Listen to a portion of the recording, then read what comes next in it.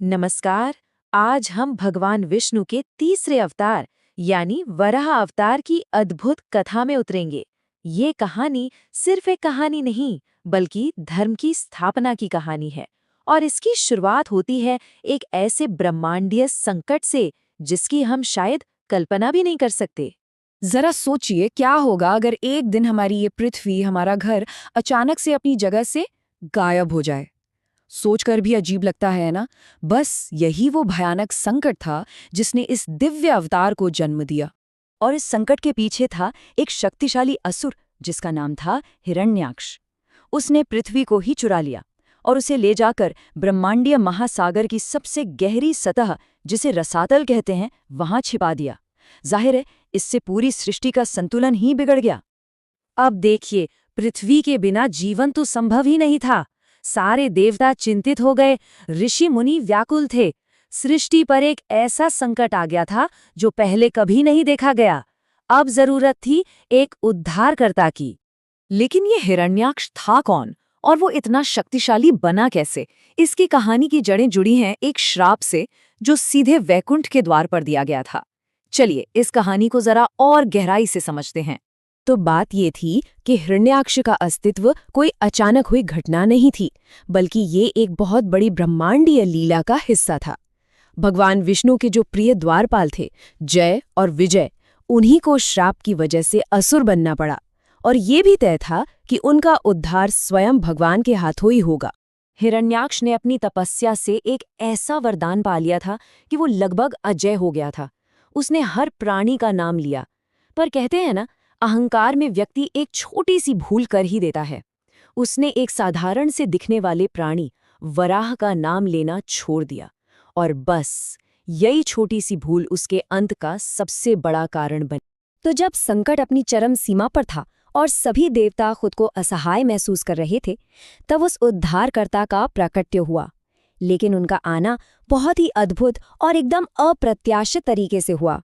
कथाओं के अनुसार जब सृष्टि के रचयिता ब्रह्मा जी गहरे ध्यान में थे, तो उनकी नासिका से अचानक अंगूठे के आकार का एक छोटा सा वराह प्रकट हुआ। सोचिए कितनी विनम्र शुरुआत।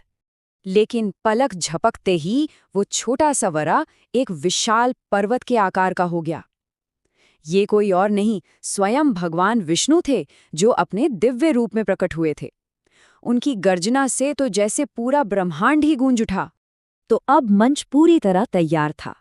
एक तरफ था वरदानों से भरा शक्तिशाली असुर हिरण्याक्ष, और दूसरी तरफ थे स्वयं भगवान विष्णु अपने वराह रूप में।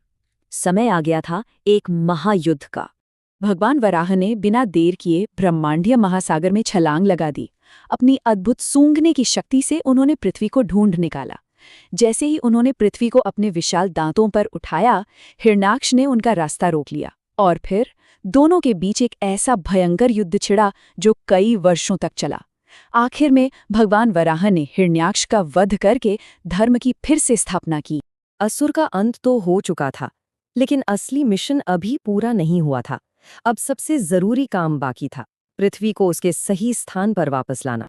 भगवान वराह ने बहुत ही सावधानी से पृथ्वी को उसकी धुरी पर फिर से स्थापित किया, और इसी के साथ सृष्टि में संतुलन लौट आया।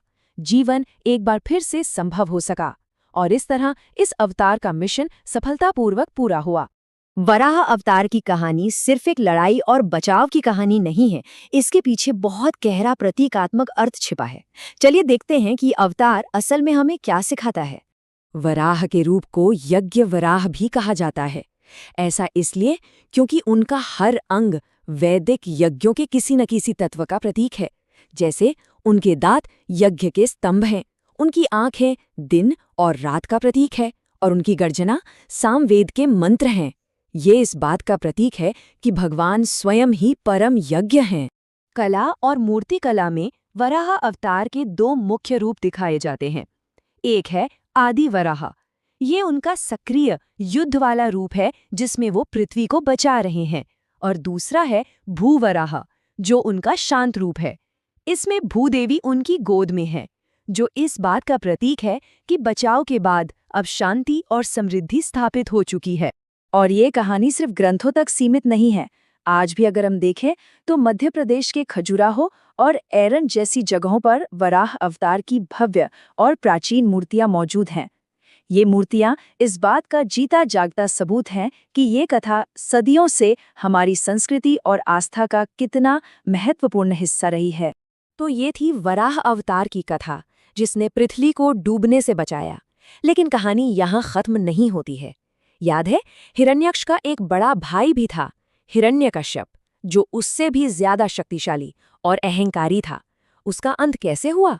खैर, ये एक और भी रोमांचक कथा है, भगवान विष्णु के अगले अवतार नृसिंह की।